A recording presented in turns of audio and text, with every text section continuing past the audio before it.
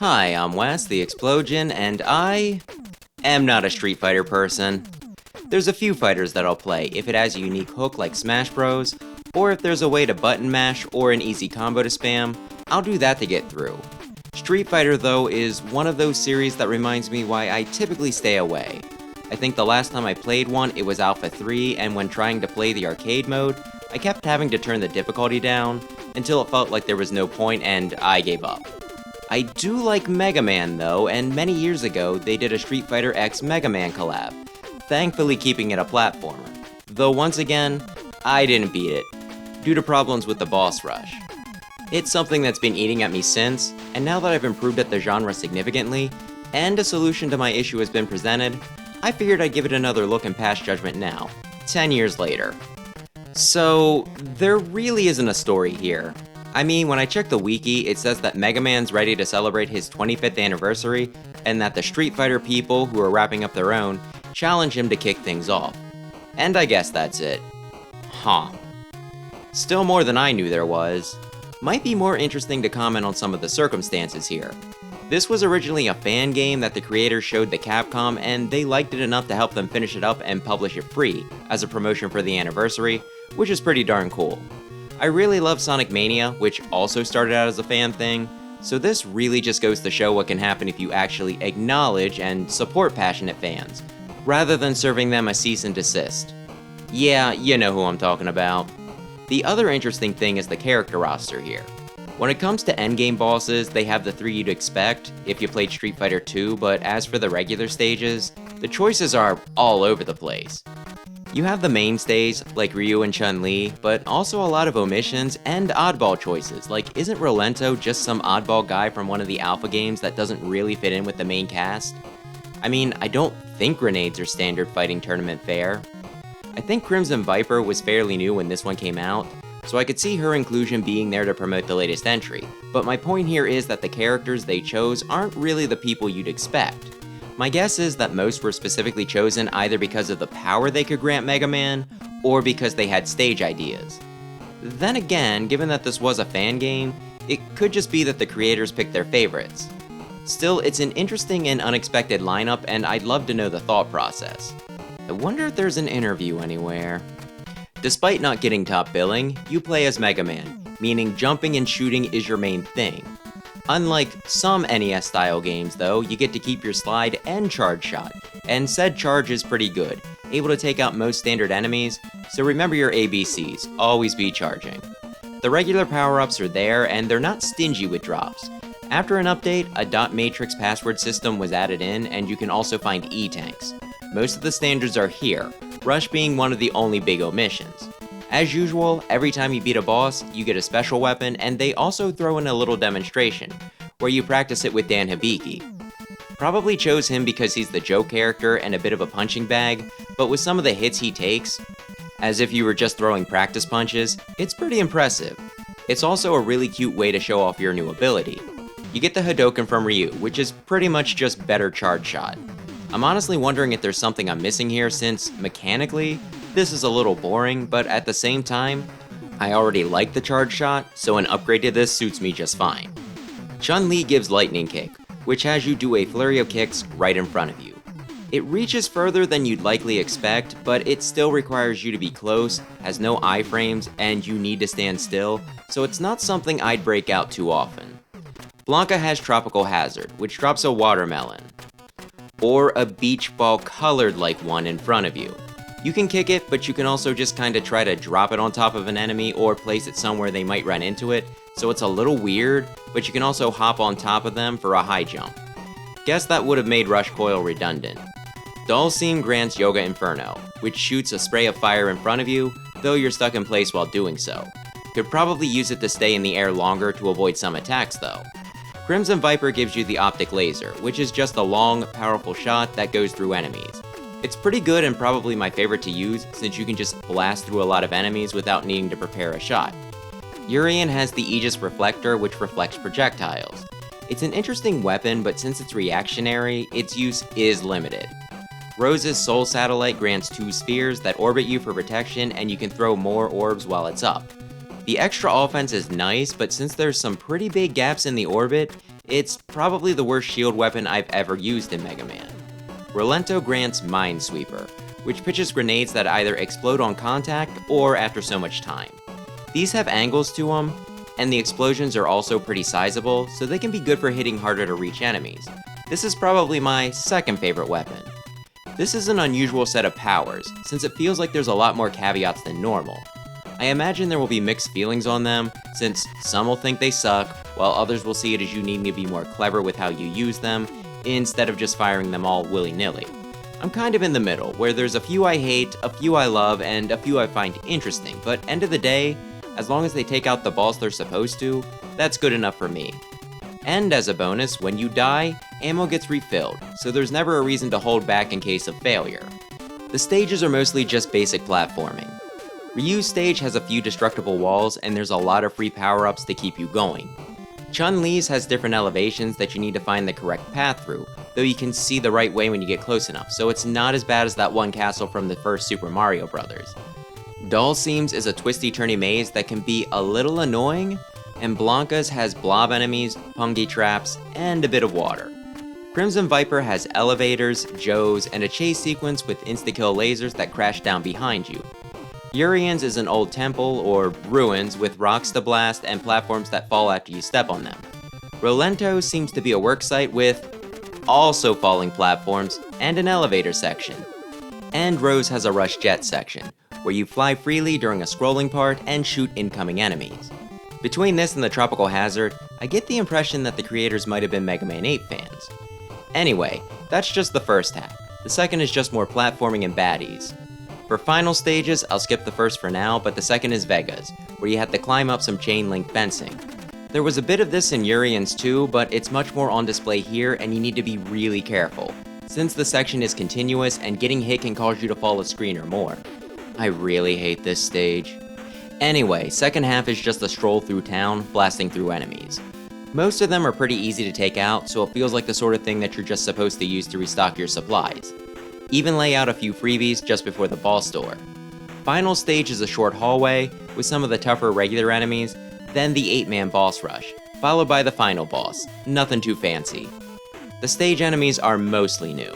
Sure, you still get Mets, there's a new type of Sniper Joe that fires lasers, and the screw turrets also show up. Of course, I don't think Street Fighter really has regular stage enemies, typically being a one-on-one fighter and all. So you get a bunch of enemies that fit the stages, still robots, but stuff like samurai, twirling swords, wizards, and eyeball coins. I'd say that there's less enemy variety than normal, and the stages also feel a lot simpler and maybe a bit shorter. While there's some good layouts, there's nothing too crazy here that feels like I've never seen it before.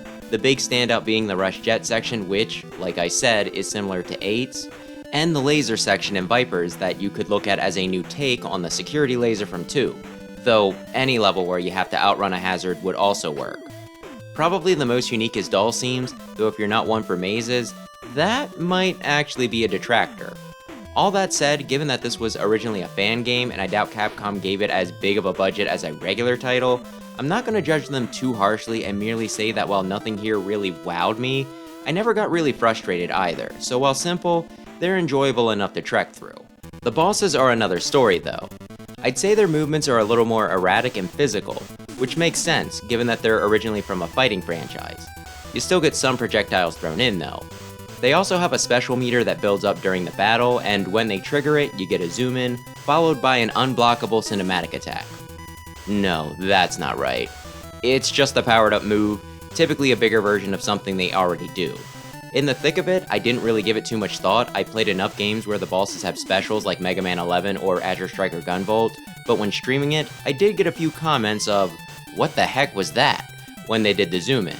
As for individual stuff, Ryu is probably the most annoying of the regular bosses.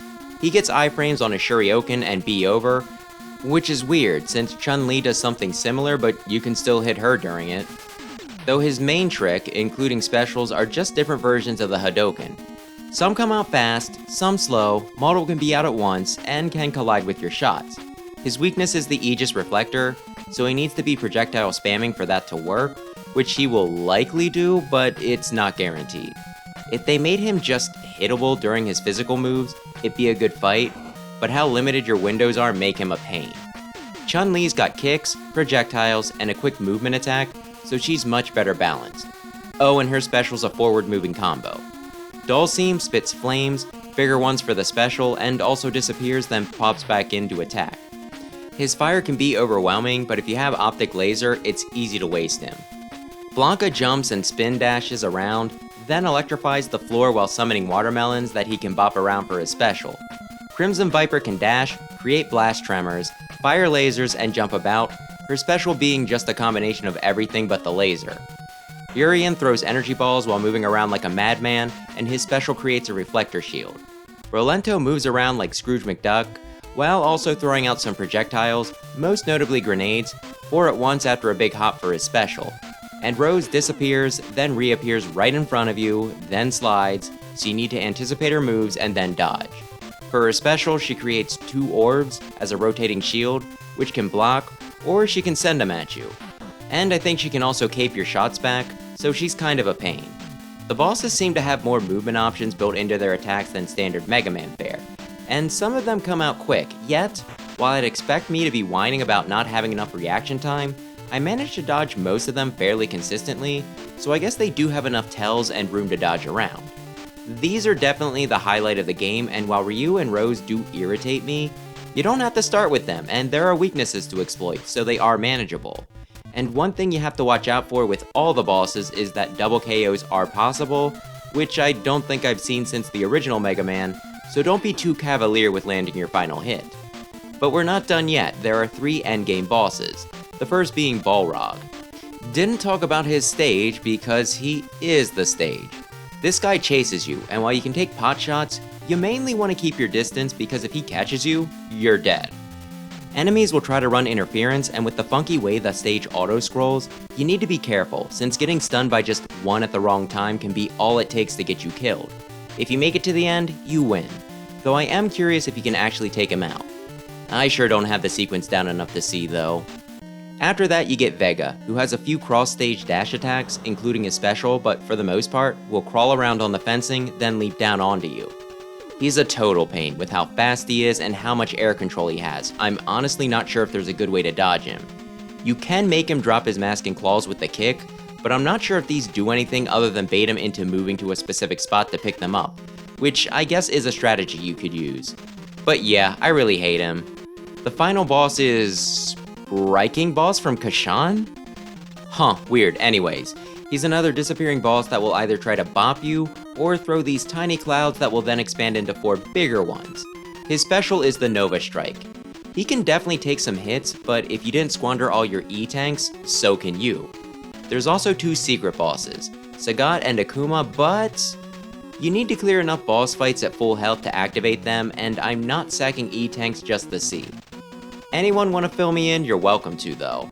So again, there's some stinkers here, but I like them for the most part and think that this is where the creativity is most on display, with how they made these characters work in a different genre.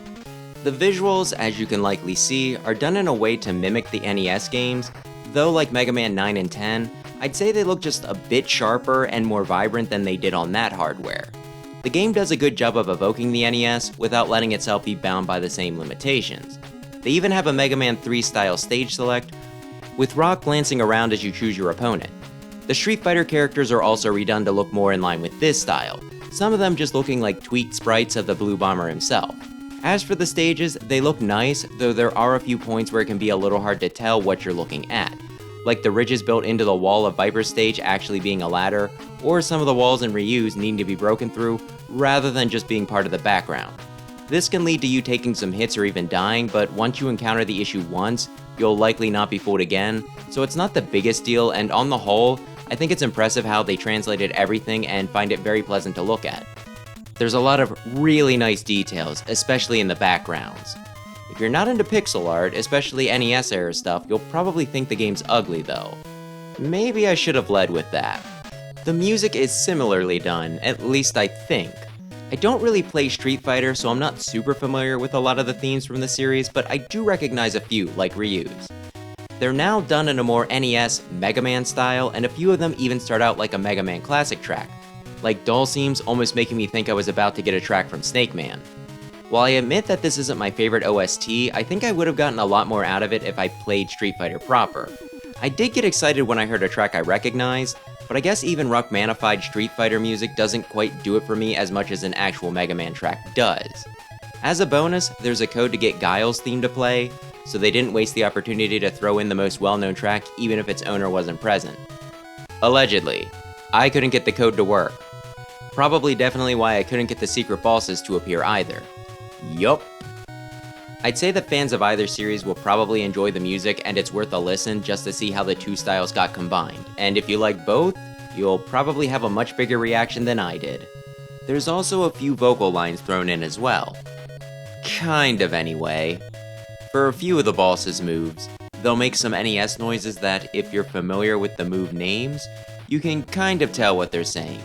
If not, it'll sound like someone talking through a filter through a closed window through a phone with bad reception, but I did find it cute, even if I couldn't always make it out. And the sound effects feel satisfying in general. Would I come across as bitchy if I said that the main challenge with this game is getting it to work? I clicked the download link from Capcom, it wouldn't complete. I tried direct links and I'd get the zip, but decompressing it would lead to errors when I opened it. I heard that system differences might be the issue for newer PCs, so I downloaded it onto a thumb drive to try my previous computer, tried to run it on my current from there first, and it started up, but only the start button worked on my controller. Wouldn't take my arrow keys on the keyboard, but WASD did. Do not know if I could have cleared it this way though, so I fiddled with things until it let me specifically map my controller, and then, voila, finally had it working. As for the game itself, most of the levels are easier than the standard Mega Man stuff. There's a few parts that are irritating, like Dhalsim's maze and the enemies incessantly running into you as you try to find your way forward in Chun-Li's stage, and there's a few tricky jumps here and there throughout. But for the most part, since the game is mostly just platforming, rather than any crazy gimmicks, or at least not too many of them, with a good number of E-tanks and enemy drops sprinkled in, they're pretty easy to get through. I don't even think there's any sub-bosses. Vega's level is pretty frustrating though, the constant climb up making it so that getting hit can make you lose a lot of progress, and given how limited the path is, that's likely to happen a lot. That's also combined with probably the hardest boss in the game. Meeting a game over will see you repeating the process, but this stage is probably the biggest hiccup. The bosses are another story though, them ranging all over the place. Some are easy, some get rolled by their weaknesses, others are hard to even use those on, and some are just plain hard regardless. Throw in their more varied and acrobatic attacks, and I'd say they're definitely harder than most Robot Master rosters. That can make the boss rush also a bit tough, and they don't even drop health refills. No, for that you need to shoot the black and white energy over this machine in the main room. Luckily someone informed me of this recently, and I'm not 100% confident I could have cleared this without it. I think most players won't have much trouble getting to the end of the levels, but actually clearing them will likely require a strategic boss order. So hey, good luck, I believe in you. End of the day, Street Fighter X Mega Man is what it is.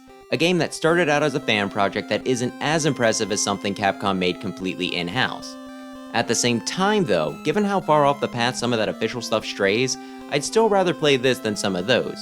Things like some of the Game Boy titles, or X6. It's cute, I had fun, and I'm glad that Capcom put it out there, for free no less, rather than letting it just be some obscure ROM you had to go to some shady site to download, or worse yet, remain incomplete. If you can get it to run, I definitely recommend giving it a spin. I kind of hope that the people who made this found some work after it, since I bet they could do a whole lot more with a more standard development cycle. But what about you? Have you played this one, even heard of it, and did you like it? Who's your favorite Street Fighter? That'll do it for this week, so thanks as always for watching, and maybe consider subscribing if you're into platformers, especially Mega Man. He's still the mascot!